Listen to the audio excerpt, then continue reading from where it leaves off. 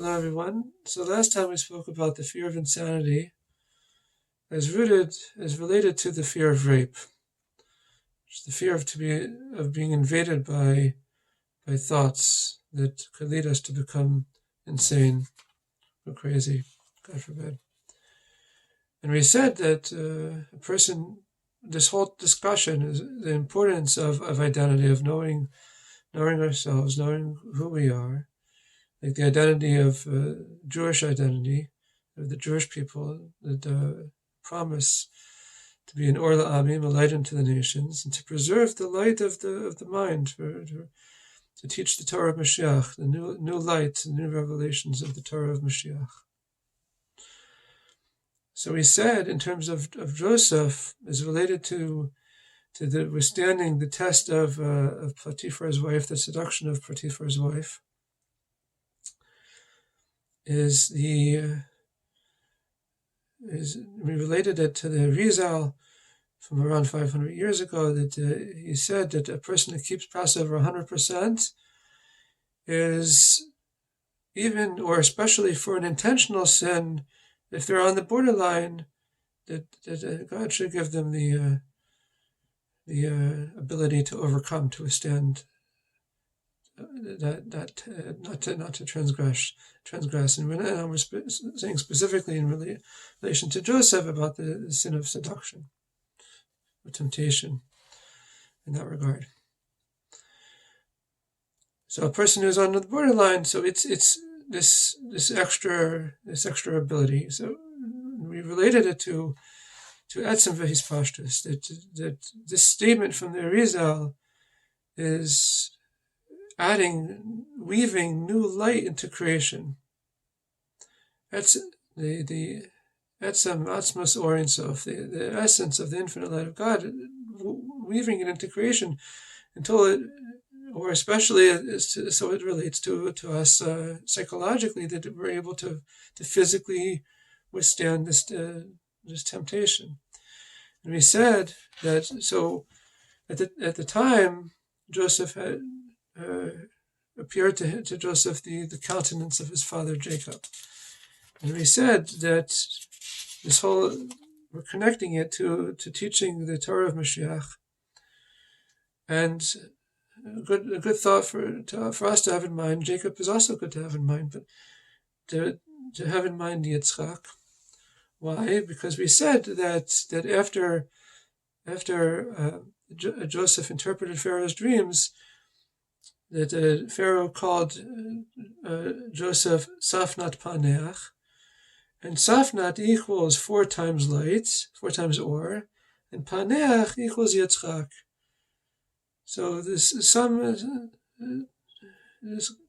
we're in the future will be called Bnei Yitzchak, the sons of Isaac, and so this is relating to teaching the Torah of Mashiach, to revealing the inner dimension of the Torah, with the idea of weaving the new light of the Atzmos Or Ein Sof, new light of the essence of God into creation, so that it should bring about a shift in the consciousness of creation, enabling us to overcome all challenges and to bring Mashiach, to purify the air, to wipe away this plague from our midst immediately, all sickness, all mental illness, all physical illness, any type, any hardship, any suffering, and to be Miskala, to reveal the concealed world, which enables us to see only goodness, Hatov Nira Nigla, revealed in apparent goodness in our lives.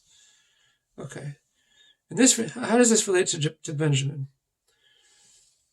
So first we have to appreciate. So what do we say? That Benjamin is the holy wolf. What was Benjamin's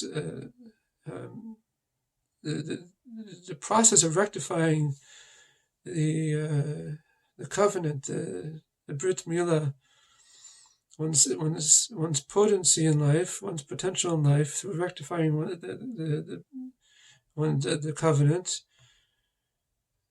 rectifying sexually, to withstand the test of seduction. So what happened with Benjamin? It was the tribe of Benjamin originally sinned with the concubine of Giva.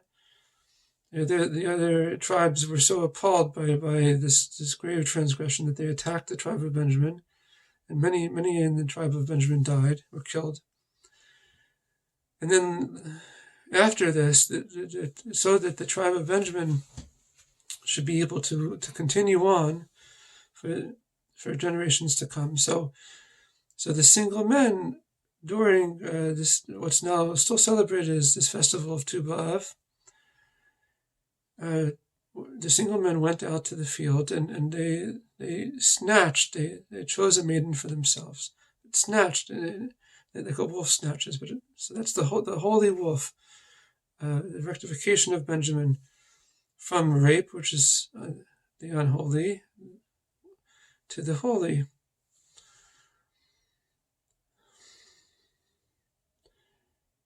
So we have to understand this, how this all relates to our challenges today in the present. Okay, so first I'm going to, what's the relationship? So last time we spoke about the fear of insanity couched in the fear of rape, of being invaded by things that, thoughts, to protect our thoughts, to protect the light of our thoughts, as we said, or to be a light into the nations, with positive identity. Jewish people should be a light into the nations. So now we're talking about rape and its relationship of rape to murder. So right now, this is all fear. The three primal fears. Fear is discussed in Body, Mind, and Soul by my teacher, Rabbi Ginsburgh.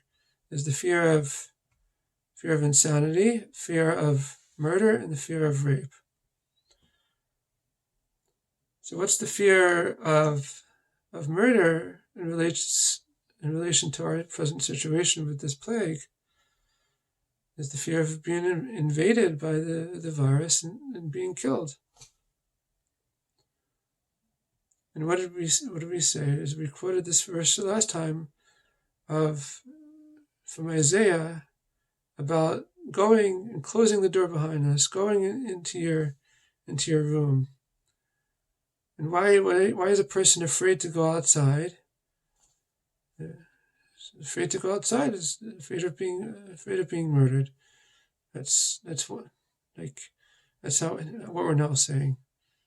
We're relating the fear of going outside to the fear of being invaded, which relates to rape, and invaded in such a way that it will murder us. And that's what happened with the tribe of Benjamin, that they raped. Unfortunately, they succumbed to the temptation, and not only did they rape, but they left this concubine to die. Very tragic story. Okay. It's a story with ultimately with rectification, so that we have to focus on the rectification within our own lives. So I'm reading from page 104 and 105 of Body, Mind, and Soul.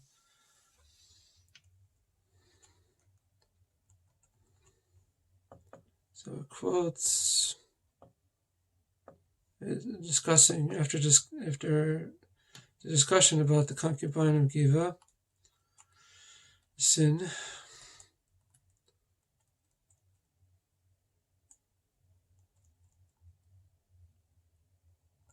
Okay. Here the Torah likens rape to murder, implying that the fear of rape, the fear of the wolf,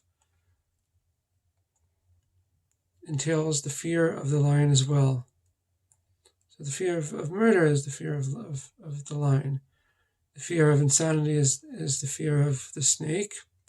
The fear of rape is the fear of the wolf.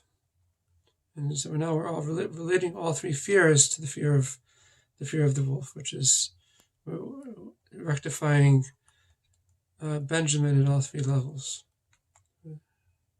This is all.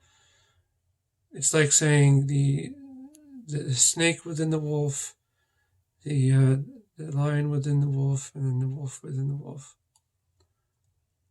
In contrast, the prophet Isaiah envisions the universal peace of the Messianic era as a time when the wolf will live with the lamb.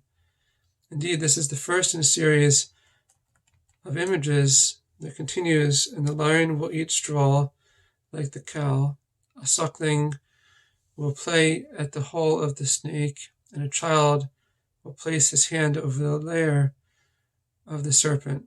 Note that the order is wolf, lion, snake. So this relates to all three primal fears, starting with wolf and then going up to lion and going up to snake. The Jewish people are likened by the sages to a lamb surrounded by 70 wolves. That is, the 70 Gentile nations of the earth, whose desire is to rape and devour us, to seduce and to assimilate into their culture. With the coming of the end of days, true and lasting peace will be established between Israel and the nations, with Israel serving as the light into the nations. At a later stage, in the Messianic era, the natural order itself will metamorphosize to a world where the physical wolf and lamb will lie down together and live in peace. So at a certain point, as we're going to be saying now, through the identification, through rectifying positive Jewish identity and becoming an Or La'amim, a light into the nations, this affects a change in the natural world in such a way that not only will it make so that a wolf will lie with the lamb, meaning what? That the lamb, meaning the Jewish people, will have a positive identity as the lamb, and not try to be like a wolf, not try to assimilate. But the wolf will become a light and be able to teach the lamb. I'm sorry, the lamb will be able to teach the wolf and the 70 wolves that surround the lamb and shine light upon the 70 nations of the world in such a way that everyone benefits, both the teachers and the students. And the result of all of that, and even before that occurs, that all sickness will be eradicated. All illness, all suffering will be eradicated. So it changes through identity, through a positive. What did we say? There's a problem of the immune system is a problem of identity. So by having proper identity, this rectifies the immune system. Again, speaking about the spiritual side of things, I'm not a doctor. And then this will affect the change. So what do we see from the Rizal is if someone is borderline, to withstand the test. Now we're saying something, complete revolution. Like the Rabbi said, to overturn the world today, to create to have a revolution that totally transforms the world today, starts with identity of knowing one's place, knowing having proper Jewish pride, for instance. But then immediately we're going to be saying lasot, to be immediately willing to do what's needed of us, to listen to the messages, to see the divine providence in everything, and to immediately seek to desire to do something about the situation, to bring about healing, psychological healing, and to eradicate to do our part to eradicate on this through God's great abundant mercies, which, as we said, is to reveal the hidden world, which is to teach the Torah of the new revelations of the Torah of Mashiach, the inner dimension of the Torah, which is like we said also is like the light of Yitzchak. Okay. If the Jewish people are likened to a lamb surrounded by wolves, then Benjamin, symbolized as the praying wolf, is the wolf within the lamb. In Kabbalah, he represents the fertile feminine womb of the collective soul of Israel. So we said, this is what we said in the previous video, the ability to fight off foreign enemies, and they reveal the divine light within, and this all happens by positive identity. Okay, so that's that section. So what we're saying is something everyone here knows, the prophecy, very, very, very famous from Isaiah, the wolf will dwell with the lamb. But what is that? So it's from all that we've been discussing about strengthening our immune system, of what that entails, of positive identity, and to actualize our potential in life, and to act on it, in order to do our part to bring Mashiach. Okay. I can't stress this enough, is that when we're talking about things that seem miraculous, a person, let's say, from 50 years ago that would come into our times would say, wow, these are miraculous times. Look at this modern world and all this. This is the process of Mashiach, is weaving the miraculous within the natural order, but the natural order is changing. This is what's called progress, or the modern world.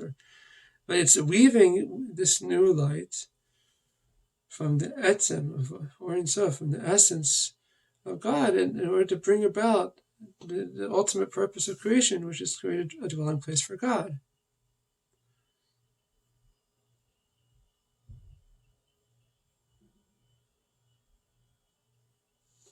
Okay.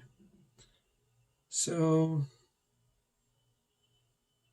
I'm going to be reading from Awakening the Spark Within, also by Rabbi Ginsburgh.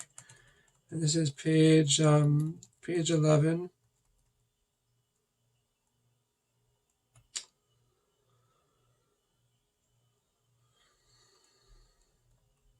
To take Isaiah's famous prophecy as an example, the same prophecy, we can imagine nations signing disarmament treaties and agreeing not to wage war anymore. It may be a far-fetched dream, but it could conceivably happen without requiring any supernatural alteration of reality. But in order for the wolf to lie down with the lamb, some fundamental change in the nature of reality will have to occur. It will alter the way wolves and lambs think and behave. Familiar as this image of peacefulness is, in order for it to become real, the world will have to function in a whole new way. Now, page 12. Although at present our world appears to be three-dimensional, we can nevertheless live with an awareness that there exist other levels of reality beyond what our physical senses can immediately detect. The closer we examine the prophecies about these other levels of reality, the closer we come to this utopian world of the future, which is meant to sprout out of our chaotic present.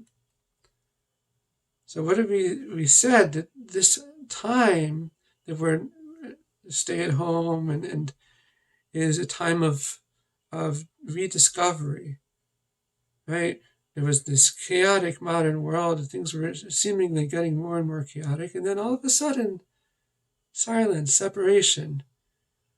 It's the secret of Chashmal Mal, of silence, and Chashmal is technically means electricity. It's from in modern Hebrew, it's electricity, but it's from the prophecy of Ezekiel.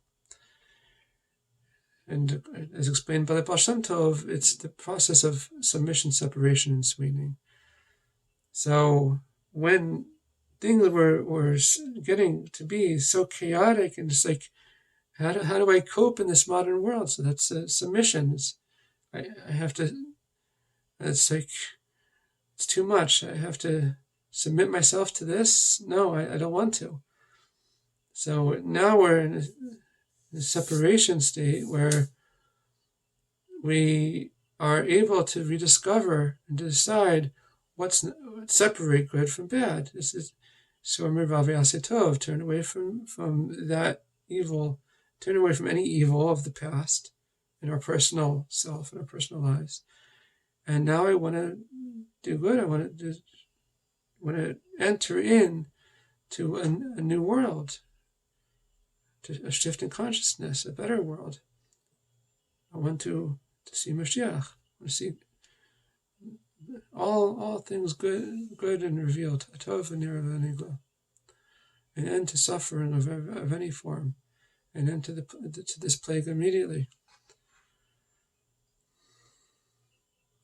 To become a more robust and rectified person, which fulfilling our potential with positive identity, as we've been discussing. Okay.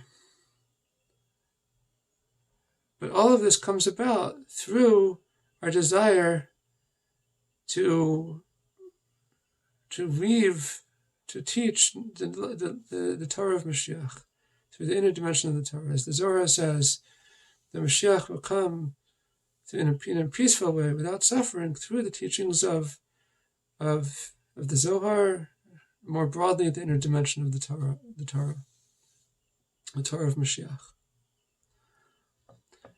Okay, so all of this. So now we're speaking about the two children of Rachel, Joseph and Benjamin, and all of this relates to their mother, to Rachel. Kabbalah, it's called Binyan Partzuf Rachel, the reconstructed figure of Rachel, which is a return to natural Jewish nature, to rebuild reality. And so this will save for the next time, maybe the next few times. This is a very, let's say, the most important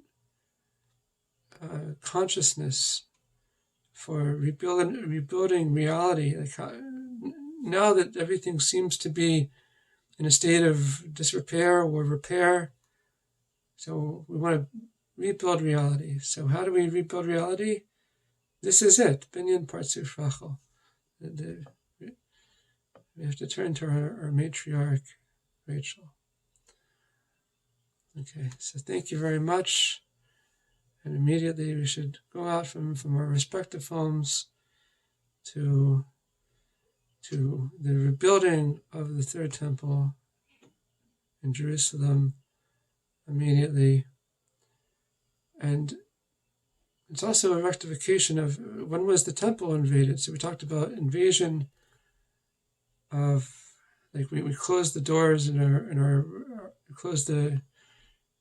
we seal ourselves off in a room. So when was the house of God, the temple, invaded? That was, of course, there was 2 times it was destroyed, unfortunately. And it was invaded. The famous story of the invasion was during Hanukkah, where it was defiled by the Greeks. So when we talk about assimilation, it's important that there should be proper Jewish identity. It's not only good for the Jewish people; it's good for the entire world. It's as if the nations knew how beneficial the Holy Temple is for them, they could the righteous among the nations can bring sacrifices and get just an abundance of blessing for them. It brings merit and blessing to the world. So not only would they not have destroyed the temples, but they would have sent armies to defend it. And that will be immediately in the times of Mashiach, that the nations will want to will be there to protect, to do their utmost to protect the third temple, and it will be the eternal third temple. So that immediately, that's the rectification. Again, the rectification of the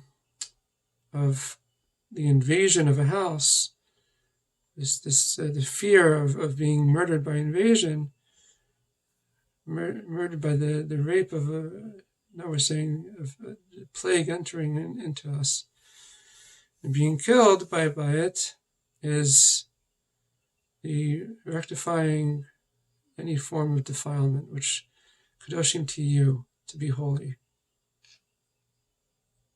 Holy in thought, holy in deed, holy in action, holy in speech.